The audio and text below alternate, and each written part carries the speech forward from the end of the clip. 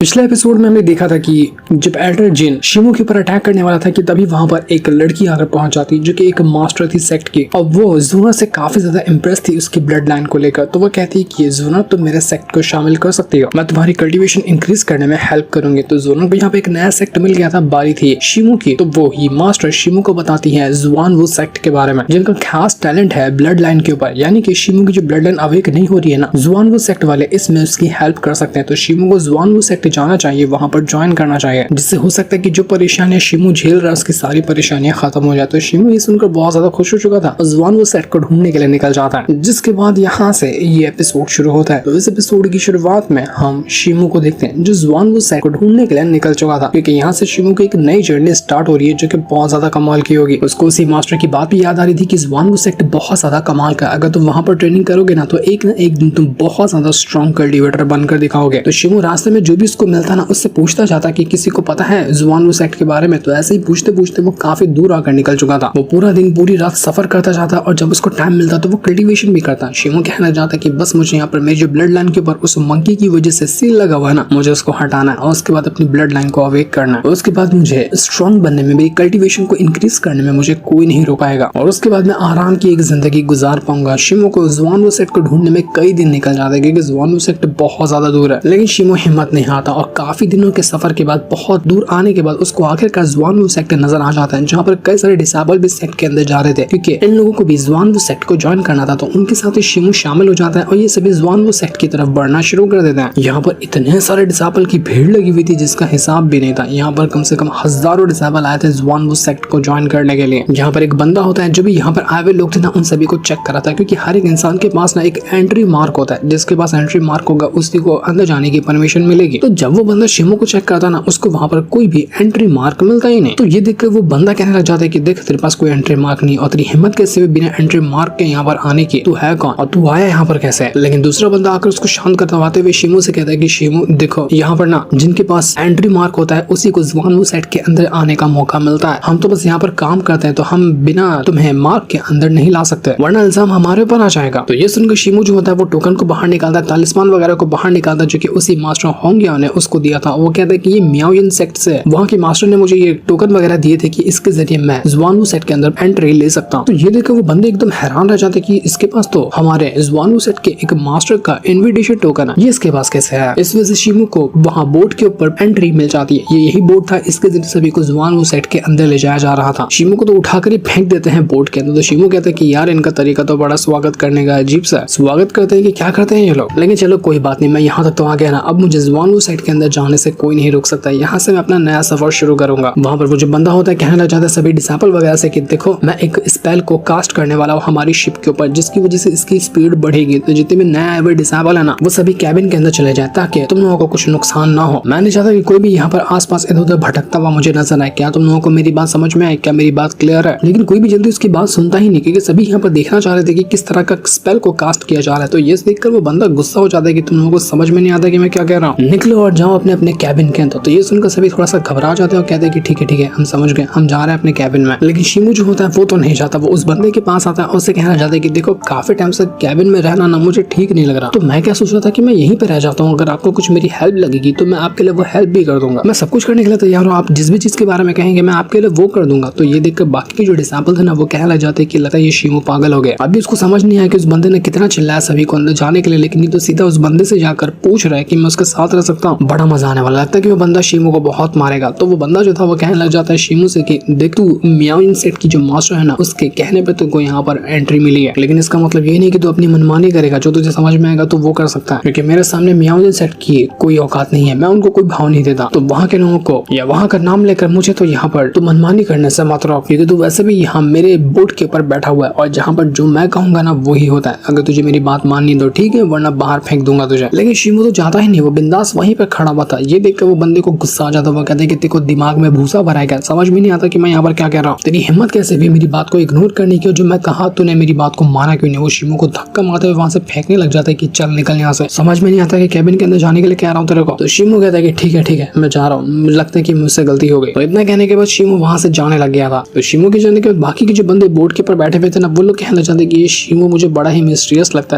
है कि इसके अंदर कुछ ना कुछ तो खास बात है, ये बाकियों जैसा बिल्कुल भी नहीं है, मजा आएगा इसके साथ। तो लेकिन दूसरा वाला बंदा कहना चाहता है कि अगर यहाँ पर मास्टर ने मुझे परमिशन दी होती ना कि जो मैं चाहूँ वो कर सकता हूँ, तो सबसे पहले मैं शिमो को काट डालता। आखिर इसकी हिम्मत कैसे हुई जो उसने मुझे इग्नोर किया और मुझे आंखें दिखाई, छोड़ता ही नहीं मैं इसको यहाँ पर। इसके बाद वो सभी बंदे वहाँ उसी स्पेल को कास्ट करने लग जाते हैं जिसके जरिए बोट की स्पीड को बढ़ाया जा सकता है। उन लोगों ने अपना स्पेल कास्ट किया था, जैसे ये कास्ट होता है ना, स्पीड जो होती है उस बोट की काफी ज्यादा तेज हो चुकी थी और ये बोट जल्दी जल्दी जाने लग जाती है जुआन वो सेक्ट की तरफ। सारे के सारे लोग एक्साइटेड थे कि हम जुआन वो सेक्ट के अंदर जाने के बाद तो काफी मजे करने वाला है। उस बोट के अंदर जितने भी डिसाइपल वगैरह थे ना, वो सभी आपस में बात कर रहे होते कि वो जो बंदा है ना जिसको लोग मैसेंजर कहकर बुलाते हैं वो बहुत ज्यादा गुस्से वाला है यार। इतना भी ज्यादा क्या गुस्सा करना हम डिसाइपल के ऊपर, हमने तो कोई गलती भी नहीं की। तो दूसरे लोगों का कहना होता है कि देख पावरफुल सेट के जितने भी मेंबर वगैरह होते हैं ना वो सभी शॉर्ट टेम्पर होते हैं, छोटी छोटी बात पे उनको गुस्सा आ जाता है क्योंकि उनके पास पावर होती ना, तो उसी का घमंड होता है उनको कि हम तो कमजोरों को ऐसे ही औकात दिखाएंगे अपनी पावर के दम पर। तो वहीं जब शिमो बैठा हुआ था तो वहां पर हान नाम की एक लड़की आती है और कहने लग जाती है क्या तुम शिमो हो, मैंने तुम्हारे बारे में सुनकर रखा है कि तुम्हें ना मियाओ सेक्ट की जो मास्टर है उसने रिकमेंड किया है इस जुआन वो सेक्ट के अंदर शामिल होने के लिए। क्या ये बात सही है? अगर सही है तो ये तो बहुत अच्छी बात है।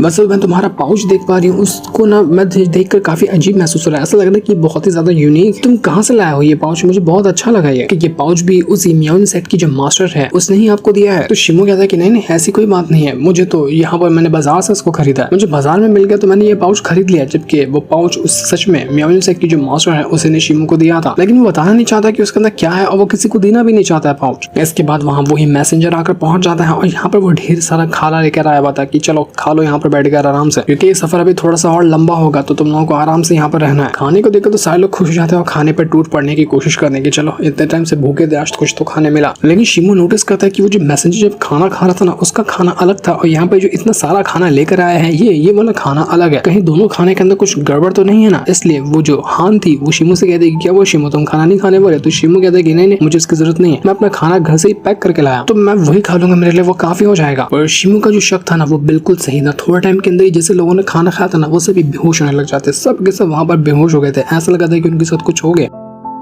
लेकिन उन्हीं में कुछ बंदे थे जिनको अभी भी होश होता है, उन लोगों ने सिर्फ बेहोश होने का नाटक किया था। वो लोग कह रहे थे कि हमें तो शुरुआत से शक था कि यहाँ पर कुछ ना कुछ तो गड़बड़ चल रही है, इसलिए हमने वो ढंग से खाना भी नहीं खाया, खाने के अंदर कुछ ना कुछ मिलाया गया था। मुझे तो ये था कि शक लग रहा है कि जो मैसेंजर यहाँ पर आया ना हमें ले जाने के लिए जुआन वो सेक्ट के अंदर, हो सकता है कि वो जुआन वो सेक्ट का हो ही ना, वो कोई बहरूपिया हो जो हमें फंसाने की कोशिश कर रहा है। हमें उसके ऊपर नजर रखनी होगी वरना हम बहुत बड़ी मुसीबत में पड़ जाएंगे। वैसे भी ये चांस हमारे पास बेस्ट है क्योंकि उस मैसेंजर को लग रहा होगा कि हमने भी खाना खा लिया और हम भी बेहोश होंगे, लेकिन यही मौका देखकर हम यहाँ से भाग जाते हैं। शिमो भी वहाँ पर खाना नहीं खाता तो वो भी वहाँ आराम से बैठा हुआ था और वो इनकी सारी की सारी बातें सुन रहा था। उसको भी लग रहा था कि यहाँ पर कुछ ना कुछ तो गड़बड़ चल रही है। सभी लोगों का कहना होता है कि हो सकता है कि ये मैसेंजर जुआन वो सेक्ट का कोई दुश्मन होगा और ये हमें मारने की कोशिश में लगा होगा। वैसे भी हम सब जुआन वो सेक्ट ही जा रहे हैं ना, तो हम सबको एक दूसरे का साथ देना चाहिए और उसके बाद हम यहाँ से बाहर निकलने की कोशिश करेंगे। लेकिन कुछ लोगों का कहना होता है कि ये करना ना मेरे ख्याल से बेवकूफी होगी क्योंकि हम नहीं जानते थे कि अभी हम कौन सी जगह पे मौजूद है और यहाँ पर कितने सारे हमारे दुश्मन है। अगर अटैक करने गए और उनकी तादाद हमसे ज्यादा हुई तो हम सब मर जाएंगे, इसलिए हमें सोच समझ के कदम उठाना चाहिए। लेकिन बाकी लोग कहना चाहते हैं कि तुम साफ साफ कहो ना कि तुम डर गए, तुम्हें कुछ नहीं करना है इसलिए तुम ऐसी बात कह रहा हो। लेकिन एक बंदा तो कहता है कि मैं तो यहाँ से जाकर ही रहूंगा। अपनी स्वॉर्ड उठाता है और उसके जरिए वो बोट के अंदर ही होल करने लग गया था ताकि दरवाजा तोड़कर वो यहाँ से भाग सके। लेकिन वो जो बोट होता है ना वो टूटता ही नहीं क्योंकि उसके अंदर जो लकड़ी लगी हुई थी वो आयरन वुड थी और ये टाइजी आइलैंड के ऊपर मिलती है जो कि ईस्टर्न सी के अंदर मौजूद है और उसको किसी भी तरह के वेपन से तोड़ पाना बिल्कुल नामुमकिन होता है, उसको तोड़ा जा ही नहीं सकता। तो इसका मतलब अब ये था कि ये सारे के सारे लोग इस कैबिन के अंदर फंस चुके हैं, ये लोग यहाँ से बाहर नहीं निकल पाएंगे, चाहे कितनी भी कोशिश क्यों ना कर ले इनका बाहर निकलना अब यहाँ पर पूरी तरह से खत्म हो चुका था। सभी लोग घबरा जाते कि अब हम यहाँ पे क्या करेंगे, अब पक्का उस मैसेंजर ने हमें फंसा दिया, अब वो हमें यहाँ से बाहर नहीं निकालेगा। पर वहाँ पर एक बंदा होता है जो कि चोरी की कला में एक्सपर्ट था, उसके पास एक मास्टर की थी जिसके जरिए किसी भी दरवाजे का ताला खोला जा सकता है। तो वो अपनी उसी पावर को यूज करता है और उस मास्टर की के जरिए इस कैबिन का ताला खोलने की कोशिश करता है जिसमें वो कामयाब हो चुका था। लेकिन बेचारा अभी खुशी क्या हो रहा था कि ताला खुला है, मैं यहाँ से बाहर निकलूंगा, कि तभी वहाँ मैसेंजर आकर उसको घेर लेता है और एक ही अटैक में वो उसकी हालत खराब कर चुका था। ऐसा लगा था कि वो बंदा वहीं पर मारा गया। वहाँ पर मैसेंजर अकेला आया हुआ था, तो ये देखकर जितने भी लोग अभी होश में थे ना वो लोग कहना चाहते कि देख ये अकेला है, हम यहाँ पर कई सारे लोग हैं तो एक साथ मिलकर इस मैसेंजर को मार डालते हैं, ये हमारा कुछ नहीं बिगाड़ पाएगा। लेकिन वो मैसेंजर सच में बहुत ज्यादा खतरनाक था, उसकी पावर इतनी ज्यादा थी कि वो बड़ी बेरहमी से सभी को मारने लग जाता है। दो लोग को तो वो उठाता है और एक साथ सर से पटक देता है कि दोनों के दोनों का सर फट चुका था। मैसेंजर कहता है कि ठीक है अब तुम लोग यहाँ पर समझ ही गए हो कि मेरी चाल क्या है, मेरा किस तरह से प्लान है और मैं जुआन वो सेक्ट से आता नहीं हूँ, तो ये तो करके तुमने अपने पैर पे कुल्हाड़ी मार ली है। लेकिन तुम लोगों को फिक्र करने की जरूरत नहीं, जब तक तुम मेरा साथ दोगे, जैसा मैं कहता हूँ वैसा करते जाओगे ना, तो तुम लोगों को कोई खतरा नहीं होगा, वरना इन लोगों की तरह तुम लोगों की भी जान ले लूंगा। लेकिन जैसे यहाँ पर काम हो रहा था ना, वहाँ पर एक मास्टर आकर पहुंच जाता है जिसका नाम जाओ जियान था,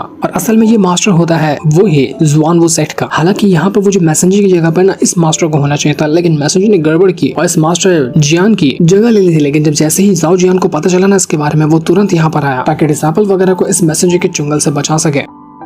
तो जाओ जियान उस मैसेंजर से कहना चाहते कि तेरी हिम्मत कैसे हुई, जो नए आए हुए डिसाइपल जो कि हमारे जुआन सेक्ट को ज्वाइन करना चाहते थे उनको तूने अपहरण किया, ये करके तूने बहुत बड़ी गलती की है, इसकी सजा मैं तुझे बराबर दूंगा। तो ये सुनकर मैसेंजर कहना चाहते कि देखो पिछली बार तुम्हारा जो जुआन सेक्ट है ना, उसने हमारे ब्लैक डीमन सेक्ट की स्पिरिट मेडिसिन जो थी उसको चुरा लिया था। जब तुमने हमारी स्पिरिट मेडिसिन को चुराया तो हम यहाँ पर तुम्हारे डिसाइपल को चुरा रहे ताकि हिसाब किताब बराबर किया जा सके। तो ये सुनने के बाद सभी डिसाइपल को समझ में आता कि अच्छा, इसका मतलब कि वो जो फेक मैसेंजर था ना वो ब्लैक डीमन सेक्ट से आता है। कुछ लोगों को ब्लैक डीमन सेक्ट के बारे में पता था, तो वो लोग कहना चाहते कि ब्लैक डीमन सेक्ट सच में बहुत ज्यादा खतरनाक है। वहाँ का हर एक इंसान एक नंबर का घटिया होता है, वो किसी के ऊपर भी दया नहीं दिखाते, हमेशा घटिया हरकत करते हैं। देखते ही देख वहाँ पर कियान जी नाम का एक बंदा आ जाता है जो कि असल में एक एल्डर है उसी जुआनवू सेक्ट का, और ये स्टार रैलन का एक कल्टीवेटर है, मतलब कि बहुत ज्यादा स्ट्रॉन्ग कल्टीवेटर है। और ये भी यहाँ पर आया था अपने मास्टर का साथ देते हुए ताकि वो जो ब्लैक डीमन सेक्ट के जितने भी लोग हैं ना जिन्होंने डिसाइबल का अपहरण किया उनकी वार्ड लगाया जा सके। वो तुरंत अपनी पावर का यूज करते हुए फेक मैसेंजर और उसके साथियों के ऊपर अटैक करना शुरू कर देता है। तो वो लोग भी अपनी पावर का यूज करते हुए अटैक करने की तैयारी करने लग जाता है। लेकिन कियान जी काफी ज्यादा स्ट्रॉन्ग था और उसके सामने उनका टिक पाना काफी ज्यादा मुश्किल लग रहा होता है। पर अटैक की वजह से पूरी बोट का बैलेंस बिगड़ गया था, बोट इधर उधर गिरने लग जाती है, ऐसा लगता है कि बोट क्रैश कर जाएगी। सभी लोग पैनिक करने लग जाते हैं कि क्या हो गया, ये हम कैसे बचेंगे इसमें से। जैसे बोट हिल रही थी ना, जितने भी सामान वगैरह थे, वेपन वगैरह थे, वो सभी डिसाइबल के ऊपर गिरने लग जाते हैं। लेकिन शिमो आकर कितने सारे लोगों को वहां पर बचाता है, वरना तो उन सभी के ऊपर वेपन गिरकर उनकी जान तक जा सकती थी। तो ये देखकर वो लोग कहना चाहते शिमो से कि शिमो तुम्हारा बहुत बहुत शुक्रिया जो तुमने हमारी जान बचाई। मेरा नाम श्या है, इसका नाम मिंग है। और ऐसे ही वो लोग अपना नाम बताते हुए शिमो के साथ थोड़ा दोस्ती का हाथ बढ़ा रहे थे। यहाँ पर इनकी दोस्ती शुरू हो रही थी, तो वहाँ पर मास्टर वगैरह का ना अभी भी फाइट बैटल हो रहा होता है, जहाँ पर असली मास्टर ने तो फेक वाले मास्टर की वाट लगा दी थी, लेकिन फिर भी वो जो फेक मास्टर और मैसेंजर वगैरह थे ना, उन लोगों ने असली मास्टर के ऊपर अटैक करना शुरू कर दिया था, जिस वजह से असली मास्टर की हालत खराब हो जाती है। वो सभी ब्लैक डीमन सेक्ट से आते थे, तो उनकी सारी की सारी डिमोनिक टेक्निक थी। पर वो जो कियान जी होता है वो भी अपनी पावर को यूज करता है और अपने आइस एलिमेंट की पावर को वो यूज करने लगा था, क्योंकि वो आइस एलिमेंट का कल्टीवेटर था तो उसकी पावर बहुत ज्यादा होती है। और वो आराम से यहाँ पर सभी ब्लैक डीमन सेक्ट वालों की वाट लगाने में लगा हुआ था। तो वो जो फेक मैसेंजर होता है वो कहना चाहता है कि ठीक है, अगर मैं यहाँ पर मरने वाला हूँ ना तो मैं अकेले नहीं मरूंगा, तुमको भी लेकर मरूंगा और जितने भी डिसाइपल है सबको लेकर मरूंगा, कोई नहीं बचेगा। तो वो यहाँ पर कोई और ही ज्यादा खतरनाक टेक्निक को यूज करते हुए एक फॉर्मेशन को क्रिएट कर चुका था। वो फॉर्मेशन बहुत ज्यादा मिस्टीरियस लग रहा था, और जैसे उसने फॉर्मेशन बनाया था ना, पूरी की पूरी जगह तहस नहस होने लग जाती है। अगर ये फॉर्मेशन ब्रेक हुआ तो जितने भी लोग यहाँ मौजूद है ना, सबके सब मारे जा सकते हैं। कि हाँ जी, ये चीज देखकर थोड़ा सा टेंशन में आ जाता है। वो तुरंत अपनी पावर को यूज करते हुए जितना भी उनका अटैक था ब्लैक डीमन सेक्ट वालों का, वो उनके अटैक को डिस्ट्रॉय करता और उसके फॉर्मेशन को भी रोकने में लगा हुआ था। और आखिरकार वो इस चीज में कामयाब हो जाता है। उसने फॉर्मेशन को तो बचा लिया था, लेकिन अब गड़बड़ ये हो जाती है कि पूरी की पूरी बोट का बैलेंस बिगड़ गया था और वो बोट सीधा जमीन पे जाकर गिरने लग जाती है। अगर बोट जमीन पे गिरी तो क्रैश होने की वजह से वो तो सबके सब वैसे ही मारे जाएंगे। तो कियान जी तुरंत उसको बचाने के लिए जाता था कि बोट को रोका जा सके, और आखिरकार उसने यहाँ पर बोट को रोक लिया था, जिससे सभी के सभी की जान बच जाती है। इसके बाद कियान जी आने के बाद कहना चाहते कि देखो, मैं ओरिजिनल एल्डर हूँ जुआनवू सेक्ट का, तुम मुझ पे भरोसा कर सकते हो, मैं तुम लोगों को जुआनवू सेक्ट ले जाने के लिए आया हूँ। जितने भी डिसाइपल वगैरह को चोट लगी थी वो उनके लिए दवा भी लेकर आया हुआ था। लेकिन जैसे वो यहाँ पर आया होता ना, तभी कोई और इंसान वहां पर आता है और अचानक से ही कियान जी के ऊपर अटैक करने लग गया था। कियान जी देखकर हैरान हो जाता है कि कौन है वो, कौन मुझ पर अटैक करने की कोशिश कर रहा है। कियान जी को सोच समझ पाता है कि इससे पहले कई सारे अटैक आकर उसको लग जाते हैं, और जितने भी अटैक थे ना वो सब बहुत ज्यादा ब्रूटल अटैक थे। तो जब यहाँ पर कियान जी देखता है ना, उसको पता चलता है कि ये तो श्याओ चाई है, ब्लैक डीमन सेक्ट की एक बहुत ही खास और सबसे ज्यादा स्ट्रॉन्ग में से एक डिसाइपल। श्याओ चाई यहाँ पर जैसे आती है और कहने लग जाती है यहाँ पर कियान जी से कि तुम ना बहुत ज्यादा कमाल के कल्टीवेटर हो, तुम्हें तो जुआनवू सेक्ट कितना ज्यादा रिस्पेक्ट देता है, क्योंकि उनके लिए तुम एक अजूबा हो जिसका सारा का सारा काम तुम हैंडल करते हो। और देखो, अपने ही जुआनवू सेक्ट को प्रोटेक्ट करने के लिए तुम अपनी जान को खतरे में डालकर यहाँ पर आया हो, तो अफसोस कि यहाँ पर जो तुमने कदम उठाया ना वो तुम पर भारी पड़ने वाला। कियान जी कहने लग जाता है उस श्याओ चाई से कि देखो, तुम मेरे कोई मुकाबले के नहीं हो, तुम्हारी और मेरी पावर में आसमान जमीन का फर्क है, इसलिए बेहतर होगा कि तुम अगर अपनी जान की खैर चाहती हो तो कल्टी मारो यहाँ से, वरना मुझे एक पल नहीं लगेगा तुम्हें जान से मारने के लिए। तो ये देखकर श्याओ चाई कहना चाहती कि अच्छा ऐसी बात है, तो फिर देख ही लेते कि असल में तेरे पास है कितनी ज्यादा पावर। वो तुरंत जाती है और कियान जी के ऊपर अटैक करने की कोशिश करती है। और अब यहाँ पर कियान जी और श्याओ चाई के बीच में अटैक शुरू हो चुका था। वहाँ पर वो श्याओ चाई बहुत ज्यादा स्ट्रॉन्ग लग रही थी और उसने एक के बाद एक करते अपने सारे डिमोनिक अटैक को यूज किया था। उसके जितने भी अटैक थे वो सभी पॉइजन से भरे हुए थे, और उसके जरिए वो यहाँ पर उस कियान जी के ऊपर अटैक करने की कोशिश करती है। कियान जी भी अपने सभी स्वॉर्ड वगैरह को एक्टिवेट करता है, जितने भी उसके पास अटैक थे वो सारे के सारे अटैक को एक्टिवेट कर चुका था, ताकि वो यहाँ पर उस श्याओ चाई का जान ले सके, उसका खेल खत्म कर सके। लेकिन लेकिन xiao chai का मुकाबला करना उसके लिए थोड़ा सा मुश्किल भी लग रहा था, क्योंकि पहले के जो दो मास्टर ऑफ फेक मैसेंजर थे वो लोग तो कमजोर थे, लेकिन xiao chai सच में बहुत ज्यादा स्ट्रॉन्ग थे और उसके अटैक को रोक पाना कियान जी के लिए थोड़ा सा मुश्किल हो रहा था। लेकिन फिर भी वो यहाँ पर अपनी पूरी ताकत लगाता, क्योंकि उसको पता था कि अगर वो यहाँ पर हारा तो जितने भी डिसेबल वगैरह है ना नए आए हुए वो सबके सब मरेंगे, ये ब्लैक डीमन सेक्ट वाले उन सभी की जान ले लेंगे। इसलिए वो फिर से हिम्मत करते हुए xiao chai के ऊपर अटैक करने लग जाता है। वो xiao chai के ऊपर एक से बढ़कर एक अटैक करता और उसके पास आइस एलिमेंट की पावर थी, तो उसी की पावर को यूज करते हुए xiao chai की वाट लगाने में लगा हुआ था। लेकिन xiao chai भी अपनी डिमोनिक पावर को यूज करते हुए उसके अटैक को रोक रही थी। ये वाला बैटल सच में देखने लायक होता है, क्योंकि इनका बैटल बहुत ज्यादा खतरनाक था और आखिरकार इसमें वो जो कियान जी होता ना उसको एक बहुत ही ब्रूटल अटैक जाकर लग गया था उसी xiao chai का, जिस वजह से वो दूर जाकर फेंका जाता है। ऐसा लग रहा था कि उसकी हालत खराब हो चुकी है।